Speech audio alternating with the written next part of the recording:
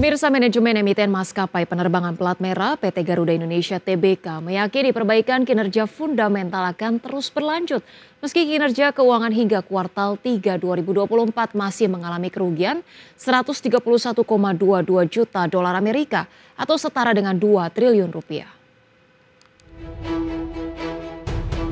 Meski kinerja keuangan hingga kuartal 3 2024 masih mengalami kerugian 131,22 juta dolar Amerika, namun PT Garuda Indonesia Tbk meyakini perbaikan kinerja fundamental akan terus berlanjut.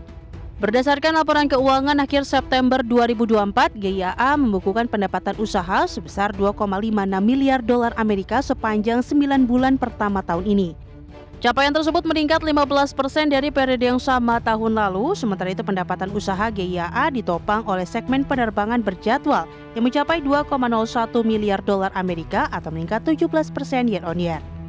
Adapun penerbangan tidak terjadwal juga mencatatkan kenaikan 6% secara tahunan menjadi 291,15 juta dolar Amerika. Kenaikan pendapatan usaha sepanjang Januari hingga September 2024 merefleksikan angkutan penumpang perusahaan yang mencapai 17,73 juta penumpang atau meningkat 24% secara tahunan. Hal tersebut dikontribusikan dari angkutan Garuda Indonesia sebesar 8,34 juta penumpang atau meningkat sebesar 45%.